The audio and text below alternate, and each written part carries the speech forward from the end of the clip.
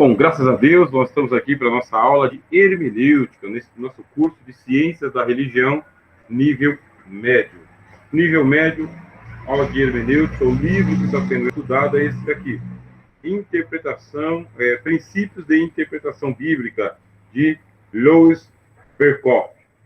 Na aula passada, nós estudamos sobre a maneira como os judeus interpretavam, as Escrituras. E agora nós vamos sobre a história dos princípios hermenêuticos na igreja cristã, chamado período patrístico. Página 16. Um pouquinho de história. O que acontece? A Bíblia hebraica estava pronta. Por Bíblia hebraica, você vai entender de Gênesis a Malaquias. Ela não tem a mesma ordem que a Bíblia protestante. Os protestantes, eles agruparam os livros de acordo com os temas. Assim, nós temos a lei, que é o Pentateuco, livros históricos, livros poéticos, profetas maiores, profetas menores. 5 divisões. Os hebreus, eles fazem a divisão lei, salmos e profetas. Por quê? Porque os judeus consideram que o livro de Josué, ele é um livro profético. Aqueles livros que nós chamamos de livros históricos, os judeus chamam de livros proféticos. Portanto, quando se fala de um profeta para um judeu, ele pensa em Josué, ele pensa em Baraque, ele pensa em Gideão, ele pensa em Sansão, Davi, Salomão. Estão no período dos profetas. Então, o período dos profetas, partindo de Josué, ele vai terminar ali na época de Esdras e Neemias, porque Esdras e Neemias é um livro só para os judeus. E, por salmos, eles dizem que os salmos são todos aqueles livros poéticos, tá bem? Livros poéticos. Tem o Saltério, tá? O salmo, que é o Saltério, o livro dos cânticos, e aquela literatura de sabedoria que está em volta. É assim que os judeus pensam o Antigo Testamento. Como vocês viram na aula passada, a Bíblia está entre os judeus, ela surge entre os judeus, o Antigo Testamento está entre os judeus. E há formas de se interpretar o Antigo Testamento. Como que os judeus interpretavam? Aí vocês devem lembrar, os judeus da Palestina, Bíblia para os judeus da Palestina era a Torá, os livros de Moisés. Isso que é Bíblia. Para os crentes de Jerusalém, a Bíblia é a Torá mais os escritos dos profetas. E também os livros, os escritos poéticos, que é Bíblia. Para os da Palestina ali, um pouco mais para cima, mais para os samaritanos, mais para o norte, Bíblia é só uma parte da Bíblia, só os 5 livros de Moisés. Para a turma de Jerusalém, a Bíblia ela é um conjunto de livros que começa com Moisés e vai terminar com Esdras e Neemias. E no meio os profetas. Agora, quando a Bíblia vai se espalhando pelo mundo, existem aqueles judeus que... O que é Bíblia para os judeus mais latitudinários, que tem outras sinagogas? Bíblia é todo escrito que tem conteúdos de instrução, de sabedoria, de orientação, de iluminação, que pende para o bem, que melhora o mundo e melhora o homem. Quer dizer, o conceito de Bíblia para os judeus ele é bem mais amplo do que é para nós hoje. Hoje, nós temos o conceito de Bíblia como conjunto dos 66 livros que estão dentro do cânon do Antigo e Novo Testamento. Para muitos judeus, Bíblia pode ser todo tipo de escrito inspirado pelo Espírito de Deus. Por quê? Porque o judeu não entende que o Espírito de Deus é a terceira pessoa da Trindade. O judeu entende que o Espírito de Deus, ele é uma virtude de sabedoria que emana de Deus, sai de Deus e pode alcançar qualquer homem, principalmente o judeu. Mas existem esses libertários, esses latitudinários, esses judeus místicos, que eles vão entender que os escritos dos filósofos pode ser Bíblia.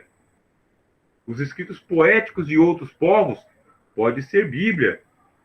Os códigos de leis de outros povos pode ser Bíblia também. A literatura comum pode ser Bíblia, desde que haja ali uma evidente instrução para o bem e para uma consciência de devoção a Deus, de unidade, sabe, da unidade de Deus.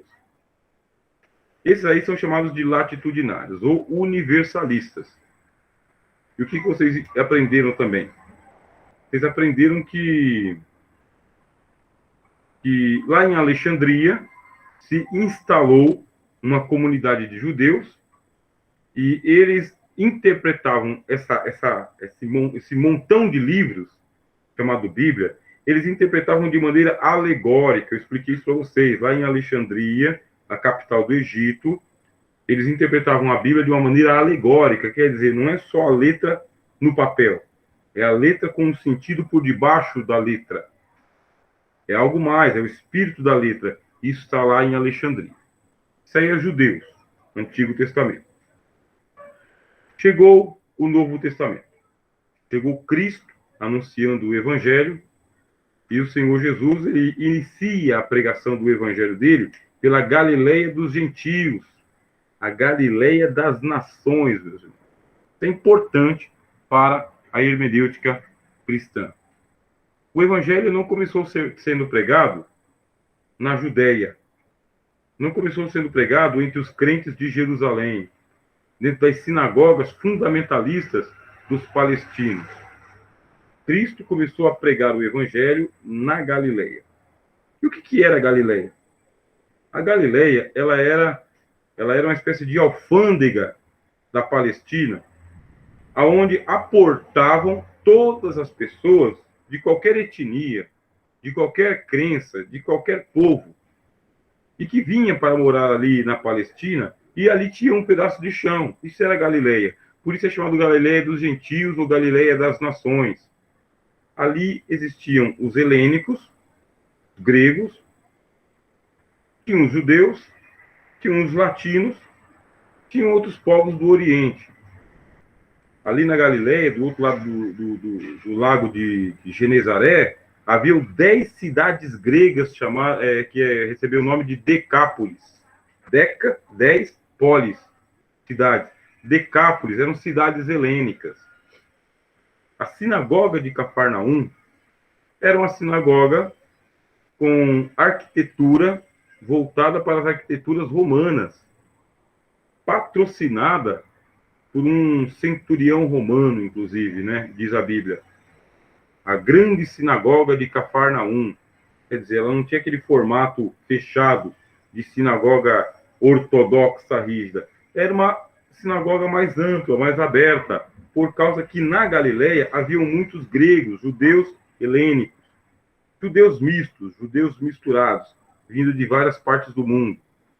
Isso por causa do próprio preconceito que havia no século I contra os judeus. Os judeus tinham preconceito contra os outros judeus. Por quê? Judeus de verdade mesmo, judeu puro sangue, era judeu que falava hebraico, lia em hebraico, valorizava o cânon bíblico em hebraico e ficava fechado dentro de uma sinagoga mais ortodoxa, mais rígida. Isso é judeu. Agora, aqueles que eram mais livres, falavam helênico, tinham amizade com os gentios, aceitavam que a sua sinagoga fosse construída por um gentio, esses aí, eles eram, sabe, tidos como judeus de segunda categoria, sabe, sem pedigree. Não tinha muita nobreza. Onde que o evangelho começou a ser pregado? Lá na Galileia dos gentios, das nações. E a profecia de Isaías diz que aquele povo que estava sentado lá em Zabulon, Naftali, junto ao caminho da Galileia das Nações, junto ao caminho do mar, estava sentado em trevas. A região da sombra da morte era um portal para o inferno.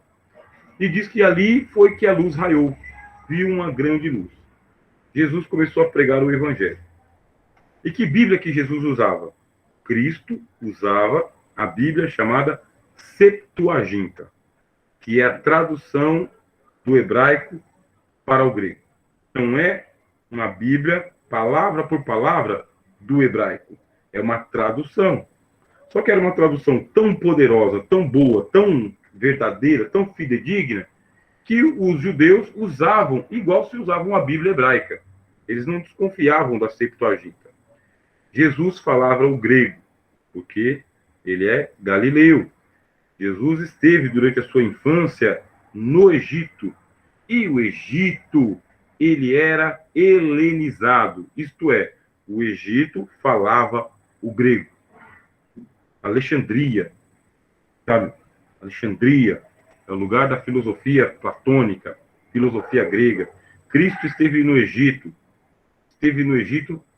durante a sua infância, aprendeu o grego como segunda língua, mas aprendeu o grego. Falava o aramaico?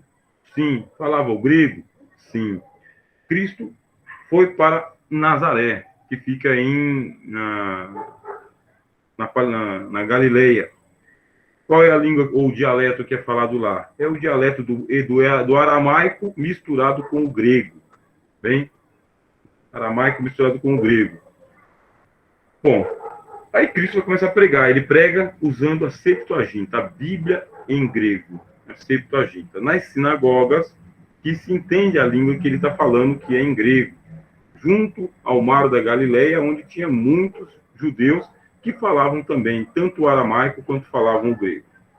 Assim o evangelho começou a ser pregado em grego por Cristo, e depois o evangelho continuou sendo pregado em grego pelos apóstolos. Por quê? Porque os apóstolos também usavam a Septuaginta. Todas as citações de Bíblia que tem no Novo Testamento, todas as citações, elas são citações da Septuaginta, não do texto hebraico, mas do texto grego. Como que nós sabemos? Nós sabemos comparando a citação com a Bíblia hebraica. Você vai perceber que são diferentes. Por que aqui no Novo Testamento está citando de um jeito e lá na Bíblia hebraica está de outro jeito? Porque a citação não é da Bíblia hebraica, do texto maçorético. A citação é do texto grego, a Septuaginta. Os apóstolos usavam a Septuaginta. Por quê? Porque os apóstolos eles eram helenizados. Pedro, Tiago, João, Filipe, Natanael, Bartolomeu, Mateus, todos eles eram judeus helenizados. O próprio nome deles puxa para a cultura grega. Filipe, por exemplo. Filipe é o pai de Alexandre o Grande. Filipe. E é o nome de um dos discípulos de Jesus. Cristo, quando vai rebatizar Kefas, ele rebatiza com o nome grego. Qual que é o nome grego? O nome é Petrus, ou pedra. Só um instantinho.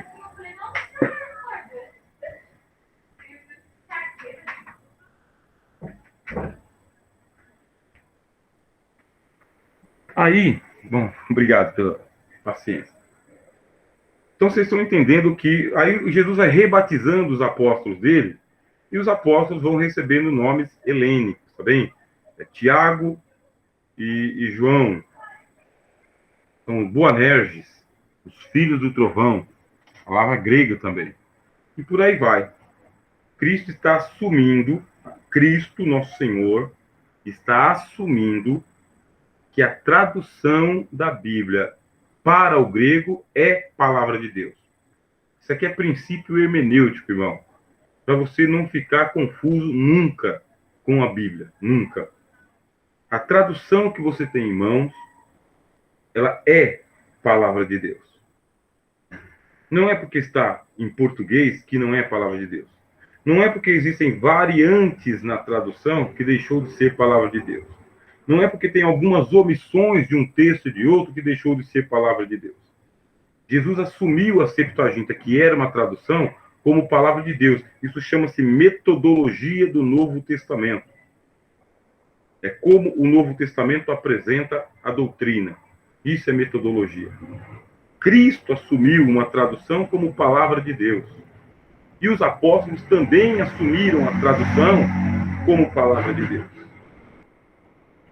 E tendo esse princípio, o que fizeram eles? Eles começaram a escrever.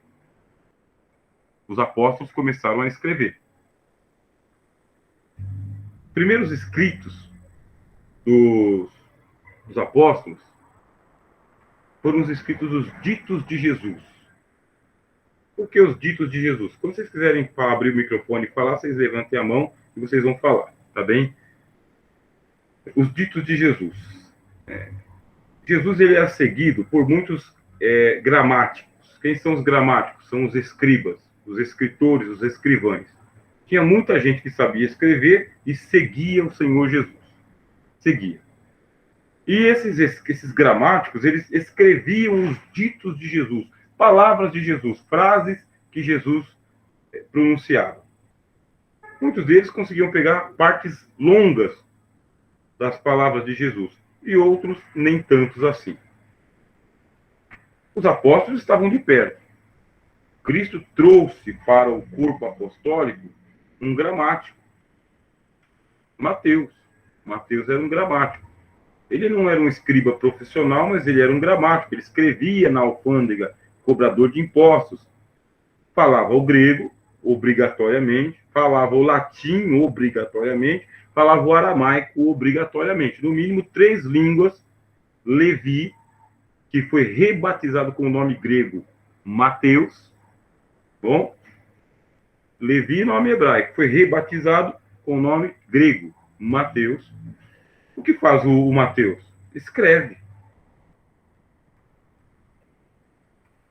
Marcos, nome latino. Marcos é um nome latino. Assim como Paulo. Paulo é um nome latino. Assim como Lucas. Lucas, nome latino, voltado para a luz. Johann, que é o João. Johannes, também nome grego. Jacobus, né? Que no hebraico é o Jacó, no grego é o Jacobus. São nomes gregos. Então, pela metodologia do Novo Testamento, a Septuaginta está autorizada, e não só autorizada, está autenticada como palavra de Deus. Os apóstolos começam a escrever. E eles começam a escrever, as primeiras palavras que começaram a ser escritas são os ditos de Jesus. Pronunciamentos do Senhor Jesus, pequenos sermões do Senhor Jesus. E os apóstolos, eles têm uma tradição oral, meus irmãos. Tradição oral. O que significa? Desde pequeno, eles eram educados a memorizar passagens inteiras das Escrituras. Eles treinavam as suas memórias. Treinavam. Por isso, quando os apóstolos estavam ouvindo o Senhor Jesus ensinar, a memória deles estava treinada para memorizar as palavras de Jesus, o que ele estava dizendo. Você tem os gramáticos que estão escrevendo e você tem a turma da tradição oral que tem uma memória excelente. Chega um momento em que eles começam a pregar o Evangelho. Cristo sobe aos céus, desce o Espírito Santo, eles começam a pregar o Evangelho. E eles pregam o Evangelho explicando o Velho Testamento. Qual que é a hermenêutica dos apóstolos? A hermenêutica dos apóstolos é por citação das Escrituras, conforme está escrito no profeta que diz, conforme disse o profeta ABC, e por aí vai.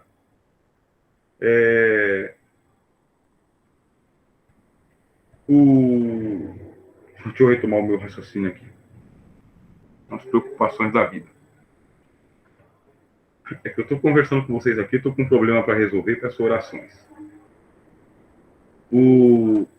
A metodologia dos apóstolos, a hermenêutica dos apóstolos, é uma hermenêutica, é o seguinte. Eu tenho um tema. Qual que é o tema? O Mashiach, já veio, o Messias veio, a era messiânica chegou.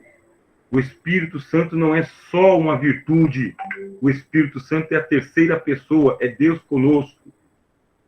Isso é surpreendente, isso é extraordinário. E como que eu vou provar? Eu vou fazer citação das Escrituras, e por isso os apóstolos pregam e citam uma passagem das Escrituras. Só que eles não têm a mesma preocupação hermenêutica que nós temos. Quer dizer, eles não estão preocupados em essa passagem tem que ter a ver com o contexto anterior e o contexto posterior. Essa passagem tem que estar contextualizada. Não. Eles citam pedaços do texto bíblico e esses pedaços é que corroboram a sua mensagem. É a hermenêutica dos apóstolos. Aí Paulo, conforme está escrito, quão formosos são os pés. Ele explicou, citou o texto e segue. Ele não está preocupado quem foi que disse, como que disse, quando que disse, por que disse. Ele só tem a Bíblia deles, que é o Antigo Testamento, é toda inspirada. Portanto, qualquer passagem que eu citar, eu estou citando a Bíblia inteira. Isso é um princípio hermenêutico dos apóstolos. Ou a Bíblia toda é palavra de Deus, ou nada é palavra de Deus. Os apóstolos têm como Bíblia o quê? A Septuaginta. O que é a Septuaginta? É a Bíblia hebraica traduzida para o grego. É o que eles têm por palavra de Deus. Só que os judeus, no tempo dos apóstolos, eles tinham o Talmud. E eles tinham também a Mishnah. Que são livros de jurisprudência, são livros de tradições, são livros da religião judaica. E aí os apóstolos têm o cuidado, primeiro, de não ficar citando tradições judaicas. Isso é tradição. Isso não está no cânon da Septuaginta. Não está entre Gênesis e Esdras. Não está entre Gênesis e Malaquias. Aí os apóstolos tomam cuidado de não ficar citando as tradições judaicas, os livros do Talmud. Nem a Mishnah, nem aquela jurisprudência judaica, nem lendas e costumes, nem piadas. É o primeiro cuidado que eles têm. Segundo cuidado que eles têm é de não trazer citações das lendas dos pagãos, dos gentios. Eles tomam cuidado para não usar referências exobíblicas fora da Bíblia hebraica, da Bíblia Septuaginta. Eles tomam cuidado. Eles querem ficar entre Gênesis e Malaquias. É ali. Quando fazem uma citação de algum poeta grego, eles não citam o poeta grego como palavra de Deus, mas como referência, como ilustração. Agora, alguns apóstolos foram ousados, como o apóstolo Judas foi ousado, o apóstolo Pedro foi ousado, o apóstolo Paulo algumas vezes foi ousado. Como assim ousado? Eles fizeram citações de livros chamados de pseudoepígrafos. Esses pseudoepígrafos, eles são livros que têm nome do profeta, mas não foi o profeta que escreveu.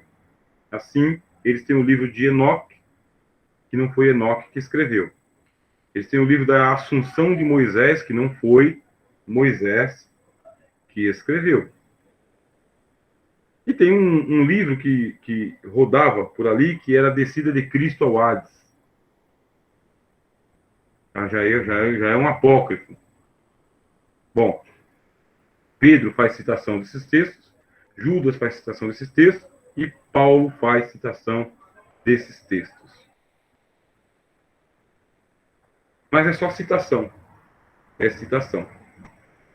Aí a gente pensa, será que essas partes que eles citaram são inspiradas? Bom, estas partes, para uma boa interpretação da Bíblia, estas partes, elas ganharam a chancela, tá? Quer dizer, o apóstolo se responsabilizou por ela. Essas aqui ganharam chancela apostólica para dizer, essa aqui é verdade, isso aqui é verdade. Que Cristo tenha ido ao Hades e pregado aos espíritos em prisão, aqueles que foram rebeldes no tempo do dilúvio, e que agora receberam a pregação do Evangelho, isso aqui é verdade, disse o apóstolo Pedro. Que há anjos em prisões, como diz o livro de Enoque, isso aqui é verdade também. Que houve contenda entre Satanás e o arcanjo Miguel a respeito do corpo de Moisés, como está escrito no livro da Assunção de Moisés, isso aqui é verdade. E o restante do livro? Não temos chancela dos apóstolos, não temos endossamento dos apóstolos. Essa passagem ela é autenticada e o apóstolo se responsabiliza. O Novo Testamento começou a ser escrito. Tá? O Novo Testamento começou a ser escrito e Paulo tem que escrever, porque Paulo começa a pregar o Evangelho e os judeus começam a causar confusão nas igrejas de Paulo. Paulo escreve cartas para corrigir problemas internos das igrejas. Paulo está escrevendo para corrigir problemas internos das igrejas. Tiago escreve também para corrigir problemas internos da igreja de Jerusalém. O autor aos Hebreus escreve também para corrigir problemas de cristologia entre os hebreus que estavam espalhados pelas igrejas gregas. O autor aos Hebreus escreve. O apóstolo Pedro também escreve para as igrejas que estão sob a sua responsabilidade, aos judeus cristãos que estão dispersos pelo Ponto, pela Galácia, pelaquela região da Ásia. Paulo escreve 13 cartas. Mateus, que era alfandegário, que agora foi rebatizado com o nome grego, Mateus, escreve o seu evangelho. Marcos, que é companheiro de Pedro, escreve o evangelho de Pedro também, mas coloca lá como sendo memórias de Pedro. Aí recebe o nome de Evangelho segundo São Marcos. Lucas, que é companheiro do apóstolo Paulo, aproveitou os 2 anos que o apóstolo Paulo esteve preso em Cesareia. Aí Lucas foi lá, visitou Jerusalém, andou com Maria, andou com os irmãos do Senhor Jesus, coletou muita coisa. O som está baixo? O som está baixo para todo mundo? Né? A primeira pessoa que fala que o som está baixo. Você que deu um retorno, tá bem? As demais pessoas falam que o som está bom. José Silva. Para mim tá bom, professor, para mim tá bom. Tá bom, né? Então tá bem. Tá bom o som. Dá uma reguladinha aí, por gentileza. Eu tô com o microfone bem perto, tá bom? E aqui a porta tá até fechada para a equalização ficar melhor. E eu acho que até consegui melhorar a imagem, né? Para mim a imagem tá melhor do que antes também. Mas eu agradeço aí sempre o retorno que vocês dão. Então Lucas, ele vai para Jerusalém nos 2 anos que Paulo está preso em Cesareia. Você vai lá em Atos, capítulo 28, Paulo está preso. Paulo está preso. E Lucas, que é companheiro do apóstolo Paulo, aproveita os 2 anos que Paulo está preso em Jerusalém. E Paulo e Lucas vai coletando informações para escrever o evangelho dele. O evangelho. E Lucas ele tem livre trânsito nas igrejas de Jerusalém. Tinha uma grande igreja em Jerusalém, uma comunidade de crentes enorme em Jerusalém. Lucas ele tem acesso à igreja que está em Antioquia, que era uma outra igreja gigantesca, enorme, a primeira igreja gentílica do Novo Testamento, é a igreja de Antioquia.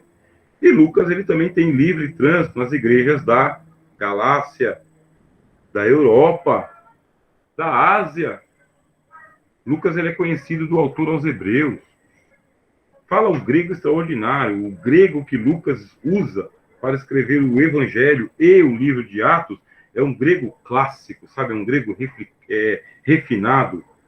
É um grego de alma grega, que a primeira língua de Lucas é o grego, não é o hebraico, o aramaico. O Novo Testamento está pronto. Está pronto, mas não está reunido, meus irmãos.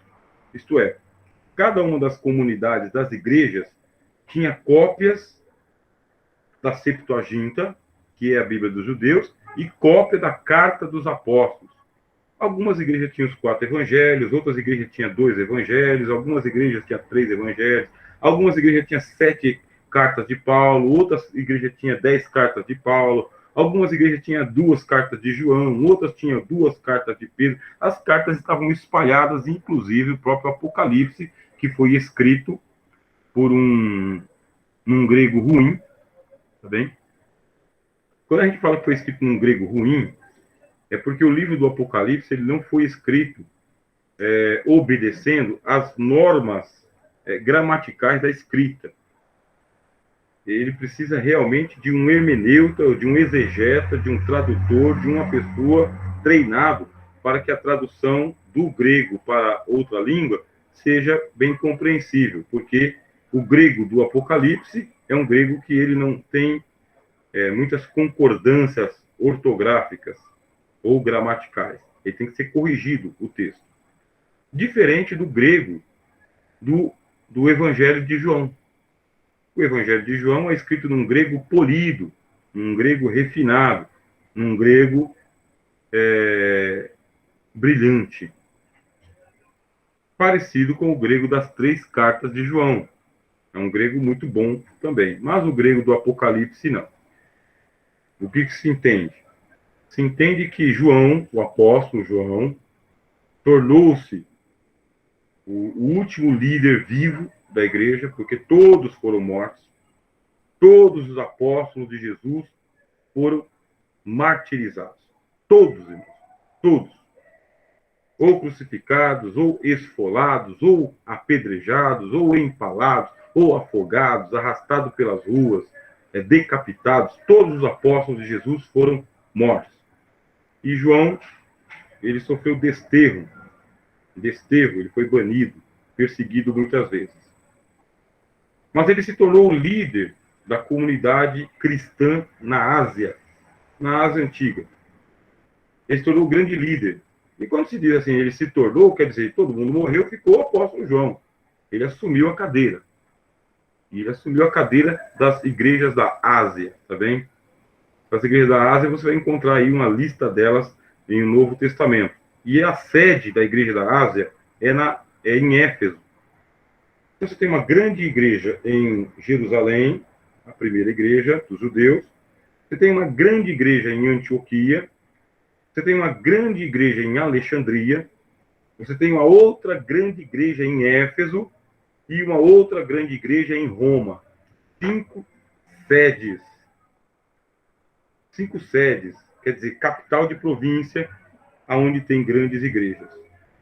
E nessas igrejas, meus irmãos, os escritos dos apóstolos, eles eram guardados às 7 chaves, porque eles eram colocados na mesma prateleira que Isaías, Ezequiel, Jeremias, Moisés, na mesma. Eram Bíblia.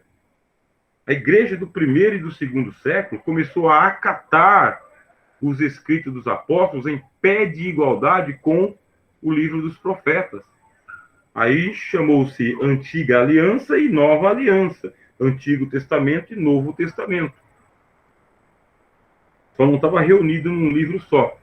Fazia essa separação. E nem todas as igrejas tinham todos os livros do Novo Testamento. E mais, nessas igrejas do primeiro século, começaram a surgir os chamados escritos não apostólicos, que às vezes vinha com o nome de algum apóstolo, mas quando ia se descobrir, não foi o apóstolo que escreveu. Por exemplo, o Evangelho de Pedro. Esse Evangelho de Pedro, comparando com o Evangelho de Marcos, que é o verdadeiro Evangelho de Pedro, o Evangelho de Pedro ele é diferente. Ele tem doutrinas esotéricas. O Cristo ali do Evangelho de Pedro é diferente. Aí tem um outro livro chamado Atos de Paulo e Tecla. Mais uma vez, quando se compara o livro de Atos de Paulo e Tecla com o livro de Atos dos Apóstolos, o Paulo desse livro aqui, ele é diferente do Paulo de Lucas. Um dos dois é verdadeiro e o outro é falsificado. E o Evangelho de Barnabé, mesma coisa. De Nicodemos, mesma coisa. De Maria Madalena, mesma coisa. Vão surgindo vários evangelhos. E histórias fantásticas vão sendo contadas, inclusive a descida de Cristo ao Hades. Histórias mirabolantes estão penetrando na pregação do evangelho. E aí a grande decisão é a seguinte, é escolher quais livros são realmente de autoria dos apóstolos e quais que são falsificações piedosas. Não é que eles são assim, ímpios. são escritos piedosos, são estímulos à castidade, à santidade, a culto aos anjos, a oração pelos mortos, a reencarnação, invocação de poderes para castigo dos ímpios, um monte de coisa tem nos livros apócrifos. Mas não tem coerência com os livros que já são aceitos pela igreja. São novidades, são inovações.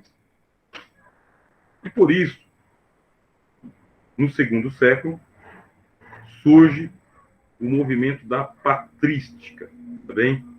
É chamado de patrística por quê? Porque são os primeiros discípulos que vão assumir o lugar dos apóstolos com a morte dos apóstolos. É a primeira geração pós-apostólica. É os pais apostólicos. E são chamados de pais apostólicos porque eles estão no primeiro século e vão para o segundo século.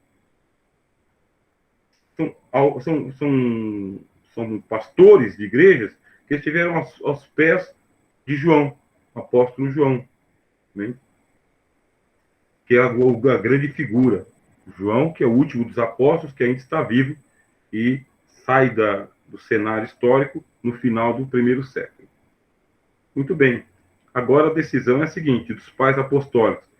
É dizer quais cartas realmente são apostólicas e quais que são apócrifas. O que significa apócrifo? Que não tem inspiração. Escrito sem inspiração. Um escrito espúrio, escrito duvidoso. E os pais da igreja, eles começaram a referenciar, dar referência, recomendar, ler como palavra de Deus, eles começaram a referendar os 27 livros que você tem aí no seu Novo Testamento. Esses seus 27 livros aí, esses eram que eram citados nas igrejas do primeiro século e do segundo século, como tendo segurança apostólica. Foi Pedro quem disse, foi João quem disse, foi Tiago quem disse, foi Paulo quem disse. E os outros? Os outros a gente duvida. E já que a gente duvida, esses pais da igreja, meus irmãos, eles eram mestres da teologia cristã. Eu tenho uma playlist aqui no canal Teólogo de Fronteira para poder ensinar isso para vocês. Os pais da igreja, eles eram mestres da teologia cristã, mestres. Eles tinham instrução secular, eram formados mesmo, e eles tinham instrução apostólica. Eles conheciam o grego, o latim e também as falas da língua bíblica, o aramaico e o hebraico. Eles conheciam muito bem. E eles estão perto das igrejas que têm a tradição dos apóstolos. Os apóstolos andaram ali ensinando. Os apóstolos deram a vida pela doutrina. E os pais da igreja começam a recomendar os 27 livros do Novo Testamento. Mas lembrando que os livros estão espalhados. Precisa reunir esses livros. Tem que comprar as cópias, tem que fazer cópias desses livros aí. Tem que acontecer o processo de canonização desses livros. O reconhecimento de qual livro foi escrito pelos apóstolos e qual não foi escrito. Aí o que acontece? Segundo século, começa o processo de canonização. Os mestres da teologia cristã começam a reconhecer qual livro tem digital apostólica e qual não tem. É falsificação. E aí as igrejas começam a trabalhar. Os mestres começam a trabalhar em Antioquia, começam a trabalhar na Alexandria e começam a trabalhar em Éfeso, começam a trabalhar em Roma. Os mestres começam a pregar, a defender o escrito dos apóstolos e a atacar os escritos pseudo-epígrafos que vêm com nome de apóstolo, mas não é de apóstolo. São livros gnósticos, meus irmãos. Livros esotéricos. Livros que negam a fé apostólica. Muito bem. Esse movimento de patrística começa com os pais apostólicos e depois avança para a chamada apologética. Pais apologéticos. Os pais chamados de pais apologéticos são aqueles que fazem a defesa da fé contra os hereges, os gnósticos, os judeus, os romanos, os filósofos, porque o cristianismo começou a ganhar status de doutrina no Império Romano, e aí incomodar muitas seitas que haviam, desde as seitas judaicas até as seitas platônicas, neoplatônicas, as sociedades de mistério, as sociedades secretas, os deuses romanos, os deuses gregos. O cristianismo, com a chegada dos pais da igreja, escrevendo em grego, pregando em grego, espalhando panfleto, meus irmãos, da palavra de Deus, lá no segundo século, escrevendo pequenos textos das falas de Jesus, espalhando no comércio, espalhando entre os marinheiros, espalhando entre os soldados. Isso aí incomodou as elites pensantes do segundo século. E eles começaram a atacar o cristianismo, escrevendo longas laudas de ataque aos cristãos, tempo de perseguição aos cristãos. Aí surgiram os pais apologéticos. Os pais apologéticos, também letrados, também sábios, também instruídos, começaram a escrever contra os hereges. Pais apologéticos. Acompanharam até aqui? Bom, nós estamos aqui, já é 19h48, né? Mais de 40 minutos da nossa aula. Aí o que acontece? Esses crentes, meus irmãos, eles precisam entender do que eles estão falando. Eles têm que entender. Para defender a fé, não basta defender assim, sabe, na ignorância, na brutalidade. Tem que saber citar as escrituras, tem que saber interpretar as escrituras. Lá no tempo dos apóstolos, como que era a hermenêutica? A hermenêutica ela era espontânea. Eu estou pregando, lembrei de uma passagem, pego a passagem e coloco na minha pregação. Hermenêutica espontânea. Quando chega no segundo século, aí precisa aprimorar o conhecimento das escrituras, porque os ímpios estão atacando a fé cristã. Eu tenho que citar e sustentar, teoricamente. Aí começa um trabalho exegético e hermenêutico na igreja de Alexandria e na igreja de Antioquia. Qual que era o problema doutrinário que estava se pensando naquele tempo? O grande ataque que tinha contra a fé cristã. O grande ataque era sobre a divindade de Jesus e sobre a humanidade de Jesus. Esse era o grande ataque.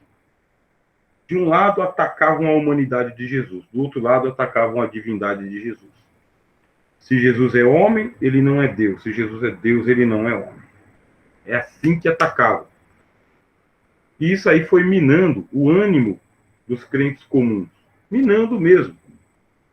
Você fica em dúvida. Você não sabe se Cristo é Deus ou se ele é homem.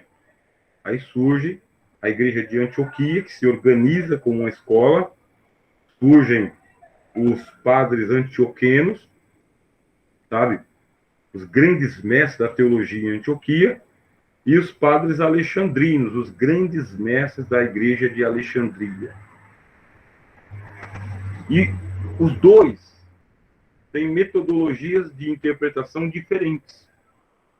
São duas igrejas, um Cristo só, uma só teologia, só que a igreja de Alexandria tem problemas com a divindade de Jesus.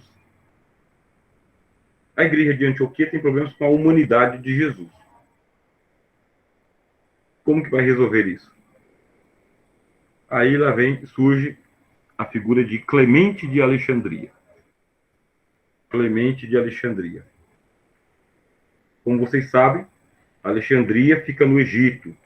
Lá em Alexandria tinha uma comunidade judaica que interpretava o Antigo Testamento de maneira alegórica, não literal, não no pé da letra, mas figurativamente, mas não só figurada, de uma maneira mais universal, mais ampla.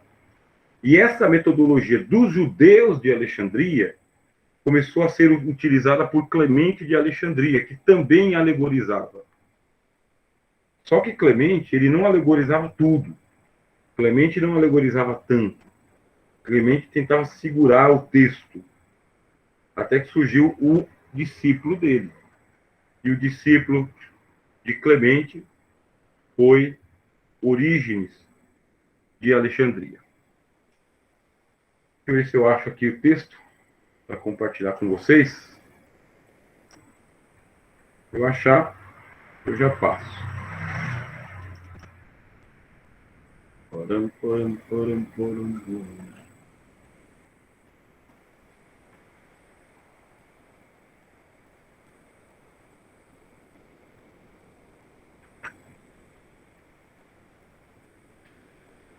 O que vocês estão achando dessa aula, meus irmãos?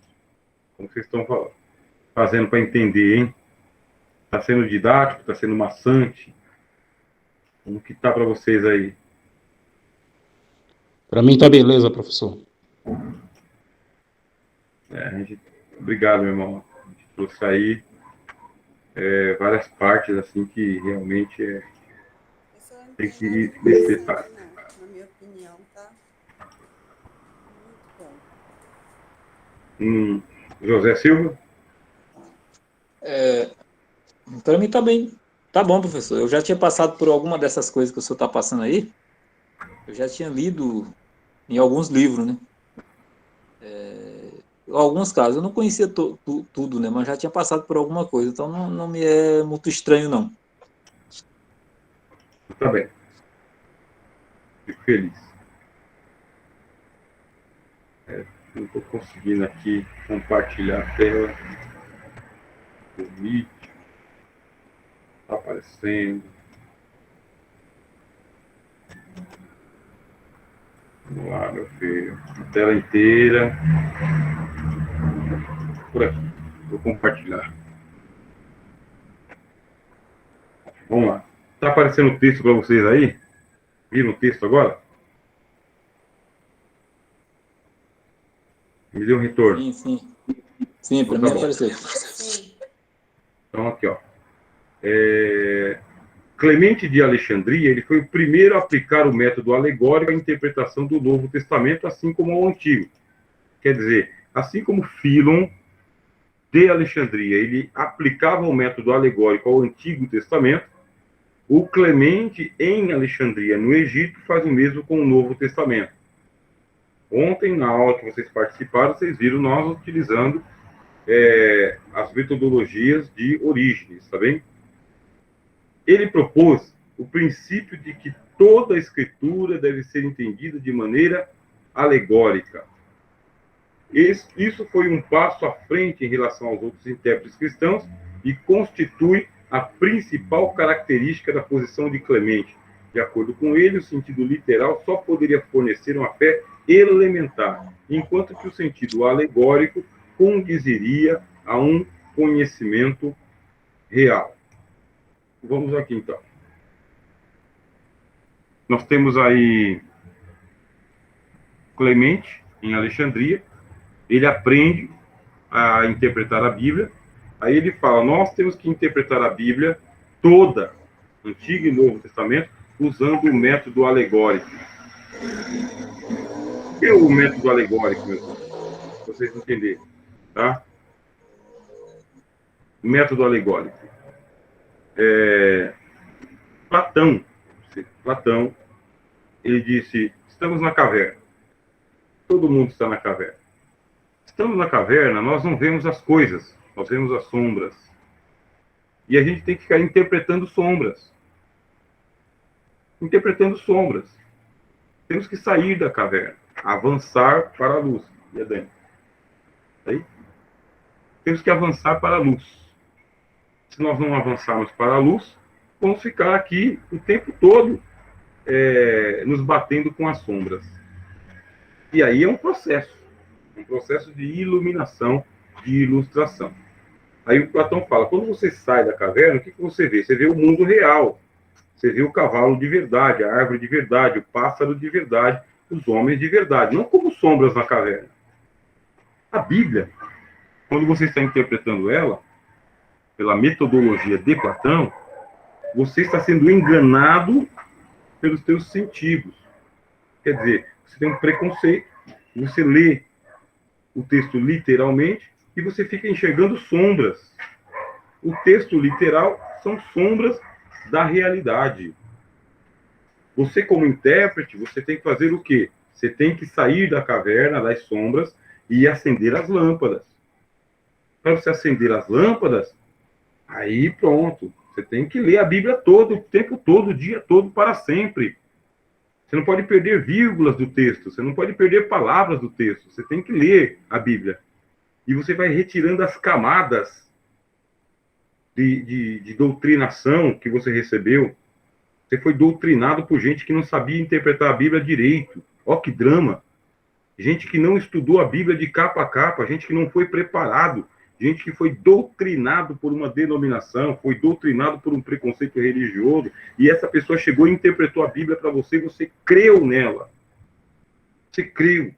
Agora você vai ter que descascar esse negócio aí, tirar a casca.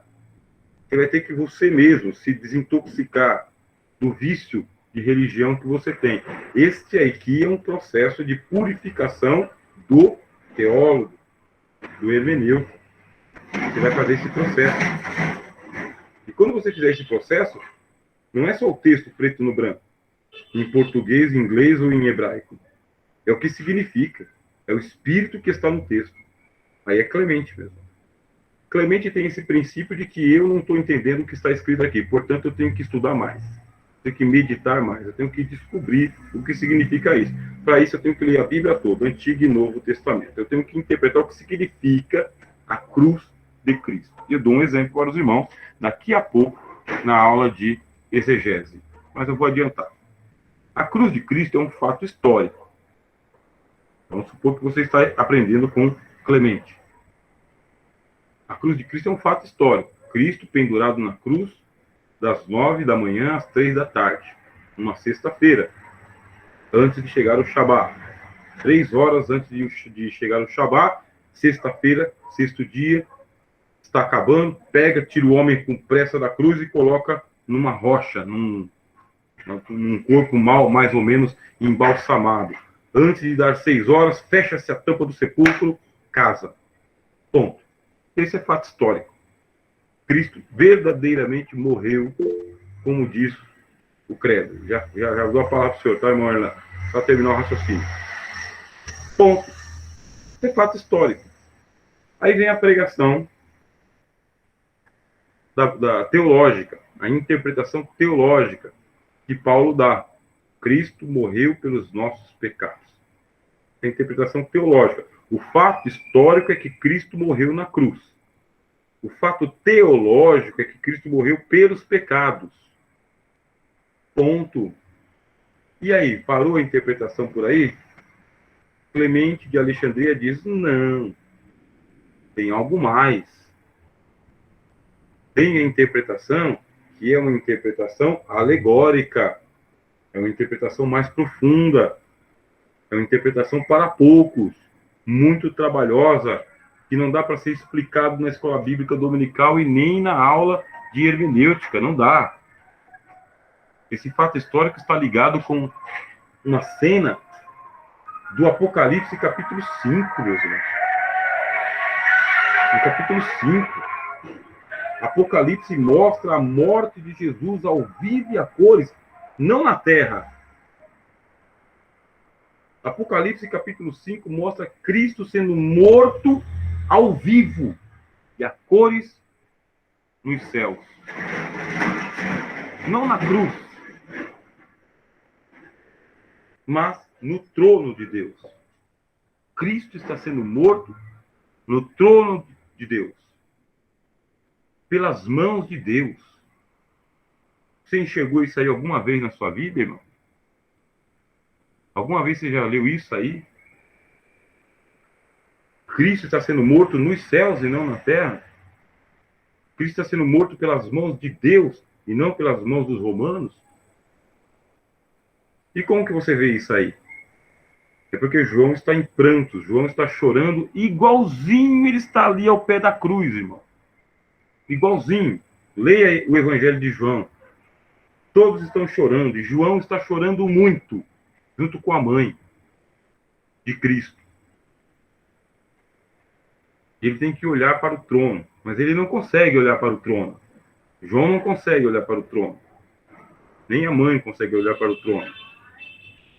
Está chorando, não tem dignidade. Até que vem uma palavra que diz, não chores mais. Cristo na cruz não fala isso aí para o João? Não, desse jeito não, mas ele fala. Jesus dirige a palavra para João no Evangelho e diz: João, aí está tua mãe. Mulher, aí está teu filho. Não chore mais. Não chores mais. Não olha para o fato histórico. A cruz sangrando. Eis aqui o leão da tribo de Judá. Olhe para o homem pendurado na cruz como o leão da tribo de Judá, a raiz de Davi, que venceu. Aí o João nos céus, o mesmo João, está nos céus, no Apocalipse, não está aos pés da cruz, está diante do trono de Deus. O mundo está em expectação, porque o livro do Apocalipse diz o quê? Diz que Deus está no meio do trono, os querubins estão em volta do trono, os anciãos estão em volta do trono, os anjos estão voando em volta do trono. E aí é aberto os olhos de João. E vi um cordeiro sendo morto. O texto grego diz assim: não é como um morto, como a gente tem na nossa tradução. É um arranjo. Eu falei para vocês que o grego do Apocalipse foi arranjado, foi arrumado, foi melhorado. Eu vi um cordeiro sendo morto no meio do trono de Deus. No meio. Cristo estava morrendo no céu. No céu, filhão. No céu. E ele chegou-se à destra de Deus. E como um cordeiro, abriu a boca e pegou o livro do juízo nas mãos. Pegou a palavra de Deus na boca. Com dignidade. Você viu isso acontecendo no fato histórico? No fato histórico, não. No fato histórico, Jesus está na cruz com 2 ladrões xingando ele. Isso é no fato histórico. No fato teológico que Paulo escreveu, Cristo está morrendo pelos nossos pecados. Mas na interpretação mística, na interpretação alegórica, e é isso que é alegórico, na interpretação alegórica, Cristo morre nos céus. Cristo morre no colo de Deus, pelas mãos de Deus. É um sacrifício de Deus pelo pecado. No trono, viu? Não é saindo do trono, é no trono. O trono de Deus fica manchado pelo sacrifício de Cristo. E mais, meus irmãos. E mais, tá? Nosso irmão Erlan já vai falar. E mais. Isso aí está na sombra do tabernáculo. Porque lá no tabernáculo, o trono de Deus é a arca da aliança. E a tampa da arca da aliança é o propiciatório. É ali que se coloca o sangue de expiação. É ali que Deus senta. Quer dizer, o que está falando lá no Apocalipse, que aconteceu em João, foi dito lá no livro de Êxodo e Levíticos, meus irmãos. É uma linha de sangue que vai até o céu. Cristo foi morto nos céus pelas mãos de Deus. Você já ouviu essa pregação? Você consegue levar essa pregação para a igreja? Consegue explicar isso aí para os irmãos de ministério? Você consegue deixar isso claro? Difícil, meus filhos. Difícil. Irmão Erlan, o senhor quer falar? A palavra está... Quero falar, professor. Vai falar. Professor, é o seguinte. Cristo foi sepultado ou colocaram ele no sepulcro? Porque, segundo a tradição judaica, diz que um sepultamento dura 1 ano. O que é que você me diz sobre isso aí? Isso, mas Cristo não é sepultado pelas tradições judaicas, tá? Cristo foi posto no sepulcro. Tá bom? E assim, esse 1 ano não se aplica, tá? Não se aplica. Você pega lá o luto, tá bem? O luto demora esse tempo. Que é o luto, por exemplo, o luto por Jacó.